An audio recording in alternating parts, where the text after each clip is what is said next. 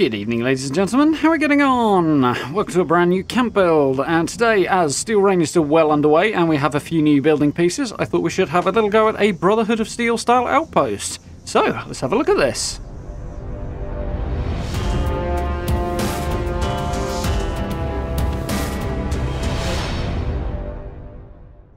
Okay then, so little Brotherhood of Steel outpost. I wanted to make use of this new building piece that we have here, this new prefab. So taking a look where we are, you can see we're just down from the Whitesprings here. That's right next to the Miners' Monument. We're actually on the car park there. Just over from the Uncanny Caverns, which seemed appropriate given the current update. There's Lewisburg a little to the southwest there. And the Whitesprings just over there. So nice little spot this. Couple of shortcomings, but we'll get to those. So you can see we are on the car park, as obviously the Miners' Monument being a marked location does currently prevent you from building there. So this is about as close as I could get with the camp unit there, but we get the whole of the car park in, so drop it in the middle, we'll work from there.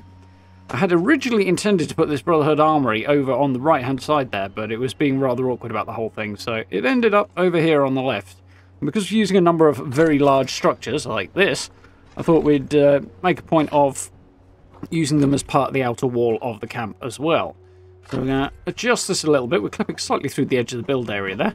See, we've just got the corner right on the edge here, so we've got a little bit more wiggle room. I want to straighten it up a little bit. Because this thing is so huge, and probably because the servers are not exactly at 100% at the moment, this is rather awkward to move around once you've initially dropped it. It wasn't too bad prior to placing, but once I picked it up and adjusted it, it did want to make life a little bit difficult there. The servers did seem to struggle a little bit with the placement of so large an object. And a little bit awkward to get this in, as you'll notice here that all the bits and pieces on the car park here, the cars, the bins, the lampposts, everything else, there we go, that'll do. We can't actually bulldoze them, so we kind of have to work around them a little bit, which gives the place a bit of character, but it's a little inconvenient when it comes to the building side of things. So we're going to drop the Flying Fortress in as well now. So I spotted this once again as I was scrolling through the menus. I thought it would fit quite well, and I haven't used it in a while, so nice to have the opportunity to use this again. It's a very, very cool prefab, and one that can be a bit awkward because of its size, so quite happy to have put this one in and have a place for it. And then we have another slight issue with this particular location. There is a fisher site up the road, so scorched beasts are quite a regular appearance, as are super mutants and the like for a very nearby random encounter spot, as well as the bottom edge of the Whitespring as well. So it's a busy spot. You're probably going to have to defend the place a lot if you do build here, but we managed. So with the Flying Fortress in, I'm going to drop some tents in along this back edge here, as our Brotherhood members will need somewhere to sleep. So we're going to need some barracks here, and we'll make one of them into a medical tent, as we'll see in a bit. That looks okay to me. Going to line these up. If you're wondering where these are, by the way, they are available from the responder vendors, so certain train stations and the Whitesprings as well. You can pick the plan up for the large tent. It's one of the better tent plans, this one, because there's a bit more room in there. It's a bit more... it's a bit easier to build in. It's a bit more cooperative, I guess. The angles of the roof work better with placing things under them, that sort of thing, so generally much easier to decorate in those. But, of course, they do require a decent amount of space. Get this last one in. There we go. Nice and simple. Using prefabs for this one's actually made the build relatively simple, so that's always fun once in a while. It's come out quite well, so good combination there. I've yet to use this Brotherhood of Steel field station that's been floating around for a while. I think since the end of Steel Dawn, actually. It's been quite a while anyway. So I thought we'd make use of this as well, as we've got the armory in as well. Tight squeeze between the cars here. As I say, you can't bulldoze them, so it's a little bit awkward. And these sort of concreted areas that stick up there by the lampposts, those can be kind of awkward to work around as well. Things don't like to place on those. It takes a little bit of patience and persuasion. So I wasn't quite sure here whether or not to have this thing a little lower down or to raise it up, but the ramp looks sort of cut off and clipped through the floor if you don't lift it up. So I decided to lift it up a little bit there. Just looks a little bit neater on that ramp. It does look a little bit too tall on the foundation though, which is the trade-off there, but all in all, not too shabby. So we're going to manipulate this a little bit and try and get it into the right position. It's a little too far forward here, but we've got to kind of line things up and bring the entrance as far over as I can rather than have it hiding behind the tent there. We're going to carefully nudge it back a little bit until the cars start getting in the way. There we go.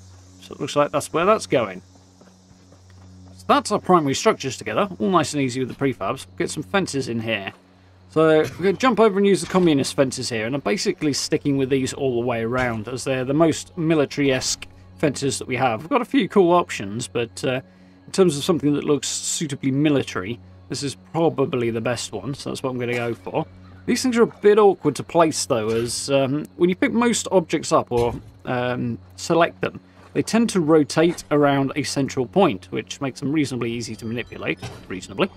But with these fences, and a couple of the others as well, for some reason they rotate around the post on the end, which makes they kind of fly out of your field of view sometimes, which is very, very annoying and makes them quite awkward. So in this case, although you can snap them together and make them sit at sort of 45-degree angles and the like, obviously it's a little bit awkward, it just doesn't quite work out, so I'm using the non-snapping versions for the most part here. So just eyeball these and get them lined up. I'm going to curl that around just a little bit there. We'll use the edge of the road here as sort of the edge of the camp, so I've got a line to follow. So hopefully, when we come at it from the other direction, the fence should more or less match up. So trying to get this one as close to the flying fortress and the crash barrier there as I possibly can, and tucked as far in. It's a bit awkward. Obviously, the collision boxes are not perfect on these things, so a little patience is required. Kind of get this tucked in reasonably well. In hindsight, I might have been better off actually going around the outside of those crash barriers there, just because the few bits of grass along the side here and stuff actually provide you with somewhere to plant crops. So from a practical standpoint, that might not have been a bad idea. I noticed some of the planters I've got at the moment, not the foundation ones, the minecar and stuff like that, for some reason not cooperating since the changes were made to the way crops place. They should place more easily. In fact, on those things they don't for some reason, so had to use what little bit of ground was available, as we'll see in the tour in just a moment. So I'll manually place this particular fence in once it wants to play ball and actually sit where I want it. See, there was a lot of messing around to try and persuade these to go where I wanted them to, so in just a moment we'll jump over a lot of repetition and I'll show you more or less what I'm doing. So we'll get that lined up. Yeah, I'm nearly there. Said it was awkward. There we go, that's it. So we now more or less run this straight along the edge. I'll tweak this one so it's in a little bit further. It's a bit too close to the edge of the road there. There we go. Now we can drop a couple more fences in. There we go. That's pretty close. Nice. So here, the slightly awkward thing is, this gap has ended up being 1.5 wide, so it's a bit awkward when it comes to putting a gate in, but I sort of improvised it, we'll see in a moment. Along the back edge here, however, those concrete posts at the back that are on the edge of the sort of clearly supported railings at some point get in the way. I did plan on doing some clever thing clipping them through, but it was not to be, so we kind of went around the back. It's left a couple of gaps here and there, which are not ideal, but we'll have to make do, as it's kind of an awkward spot to build. As I said, getting the gate house in here was a bit awkward, and I wanted a kind of more informal look, so for this one I threw a tent in and a couple of guard posts, basically, and these military guard posts. Had them all facing outwards. Unfortunately, the tent's Vault-Tec themed, which is not ideal, but it makes for a different style of gatehouse to what I usually use. I did think about using the guard posts, the wooden guard posts, but again, they're a little too ramshackle for this build, so nice to do something a little different. I'll have another look at it in just a second.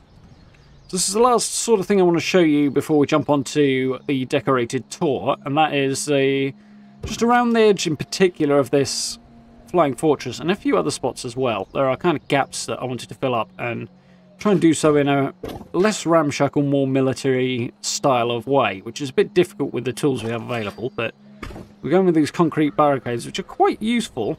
Concrete guard posts, apparently. They're pretty useful for kind of plugging up small gaps and adding a bit of texture to fences, that sort of thing. I do like them for that. So we're just going to line this up, because obviously one of the drawbacks of this particular prefab is it's quite high off the ground, so all manner of wasteland beasties could theoretically run underneath it and just get straight into the camp, which we don't really want. So we're going to make it look a little bit more secure. And I'll basically repeat this most of the way around this prefab, but you get the idea. So let's have a look around the decorated thing, rather than just repeating myself over and over. See, it's come together quite nicely. It's got a nice kind of fortified military vibe. I quite like this spot. A couple of ideas for other camps are coming up soon, though, so do keep an eye out for those. It's opportunity to use a few things I haven't used before, a few things I haven't used recently as well, which is cool. It's a nice spot, this. It's reasonably open, but for the fact I can't bulldoze the cars. I do quite like the way it's come out. Gatehouse here, as I said, there's a couple of gate posts just placed in at angles. It's sinking to the ground a bit, but it's worked quite nicely there. It looks like they're just sitting on the surface, which is cool.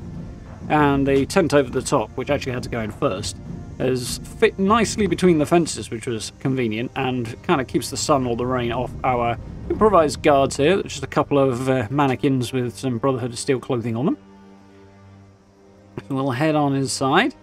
One thing I did struggle with this place was the lack of military-style decoration, so I had to kind of stretch a few things out a bit. There are a couple of Brotherhood of Steel bits and pieces in here. Some stash boxes with a kind of ammo box style to them around, like these yellow ones, stuff like that. Got a usual technique. There's also a little cell here for any prisoners to be kept in, and a little locker there to store their belongings in while they're being kept prisoner. Let's have a look inside this Brotherhood of Steel Armoury. I did a couple of little bits of decoration on the outside, but not too much. I didn't want to put turrets on or anything. I've actually ended up filling up the build budget with decoration on this one, so a little bit tight on the budget. So no turrets for that reason, but it would be good here because regular defences are required in this spot. But the upper floor, as we can see, is kind of small and obviously dominated by the staircase at the back there. But I've got a couple of workbenches in here, a few stash boxes. I'm going to be picking up Fallout First very soon, so I thought we'd drop the scrap box in as well. Squeeze the punch card machine at the back there, because there wasn't really anywhere else to put it. And we'll head on downstairs. So a bit more room down here. I thought, keeping that Brotherhood of Steel vibe, we'll get some power armor stations in here. A few spots to work on it, a few little bits of decoration here in what are those things called? Toolboxes, that's the word. Things like that, just to give it that military vibe. I didn't want to go too scrappy wasteland, but I would like some extra bits to kind of chuck around. I didn't want lanterns or anything like that I normally go with, but that kind of reduced the amount of options I had, which is a bit unfortunate. Those Brotherhood of Steel wall medallions that come from the Daily Ops side, those go quite nicely in here. I've got a few laser weapons and stuff to keep the Brotherhood vibe on the wall, a couple of heavy weapons as well. We've tucked the workbenches in the back. Mostly a pile of stash boxes at the back here, and a couple of extra lights just to illuminate this otherwise somewhat darker back end of the lower level. And a set of Brotherhood of Steel recon armor on the mannequin there as well, because you kind of have to. The chalkboards, which are also from the Daily Ops at the moment, are a good little addition for sort of military vibe, Brotherhood of Steel type camps, so those got some liberal use for this particular one. I'm quite happy about that. They do fit in quite nicely, along with a few lockers as well. We'll head back out, close up the door.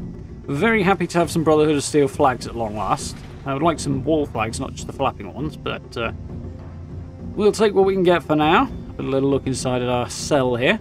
I wanted to use the laser grid for a laser grid door there when I spotted it again in the menu, which is why I added this little cell on one foundation at the last minute. Using a punch bowl there because I couldn't put a bucket in for a bathroom, so a little improv needed there. See, the cars kind of dominate the area there. You can see we've got some weeds growing through here, which are actually gourds because I was really struggling for places to put them, but I found a few random patches of the ground that was happy to accept them, so that's what I went with. Tuck some corn in the back there. Those water collectors are a little out of place, but they're one of the more effective methods for grabbing dirty water if you haven't got anywhere around, which is one of the other drawbacks to this particular spot. It beats using the water pump anyway, it takes forever. So I don't really use the ammo converter, but it's there for I don't know, a little bit of decoration, a little bit of variety. We'll head on into the Flying Fortress. The idea here was either the TVs are terminals, or possibly some kind of data review spying sort of place. Yeah, server's been a bit janked lately, sorry about that. But obviously I had to improvise a little bit because of limited tools available. We don't have a lot of desk clutter, unfortunately, which is a real pity in tabletop clutter, so kind of did the best I could with what was available here. I figured this is a space where some Brotherhood staff members do a bit of work. I forgot to fill up a couple of the decoration items around here as well. The display cases there are not full. But I have since done, so if you drop into the streams in coming days, you'll get a chance to see this place in all its glory. And Nixie tube lights up there for some kind of technological looking stuff to go with the Brotherhood. Some pieces on the wall. Best I could do with making this place look Brotherhood. It was a bit of a challenge, but you know, if we squint and use a little bit of imagination, it kind of works with what we have available. And I'm happy I got the excuse to use the Flying Fortress again. I do like that particular prefab. Just pity it's kind of awkward to fit into builds sometimes. I'd like to do another build centered around it sometime, eventually. So mostly for functionality reasons, I've dropped a couple of vendors on the side here. They're fitting quite nicely. They're not too obnoxious or anything. Unpowered, but they still work, of course. So that works quite nicely. We don't have the green glow drawing too much attention to them because it doesn't really make a lot of sense for the Brotherhood to be selling stuff. But it is also a player camp, so practicality has to prevail on occasion. So getting past this cart into our little mess hall area works okay if you're not in walking mode, if you're in running mode, or whatever we should be calling that. But it's a bit awkward when we're walking around, so we'll hop over. See, not a lot of decoration going on there. I'd like some plastic plates or something like that. But this is our little field kitchen area, open-air kitchen mess hall for the Brotherhood members to get some grub when they need to. I would like to put a tent or something over the top here, but it wouldn't quite fit. It's just not quite the right size, so we're going open air instead. And I've tucked the brewing station just around the back, along with my utility room entrance there, because it doesn't really look like it belongs in a military encampment. You see it puts more of those barricades on this side as well, just to keep anything from sneaking through. Yeah, the brewing stations don't really look like they belong in a military emplacement, but I use them quite a lot on my character, so I want to sneak them in somewhere. So tucked around the back there kind of works. We'll swing around and have a look at the other half. I don't often use these fire barrels, but I wanted to sort of mix up the decoration I was using a little bit there. So Bethesda definitely need to change those from a blue light to an orange light, because it makes absolutely no sense, but just to mix things up. As you can see, I've turned the first two of the tents into a kind of barracks space, somewhere for our soldiers to sleep. A little bathroom tucked around here. In hindsight, that corner could have been better. So if I think that corner is actually outside the build area, which is going to prevent me moving those barricades outside of where they are, which is unfortunate. But it does keep anything from squeezing through. With a generator tucked in at the back here as well. You do get some fairly aggressive robots by the monument up there as well, so something to bear in mind if you get a build here. A couple of Brotherhood of Steel, I don't know what you call them, banners I suppose up there as well.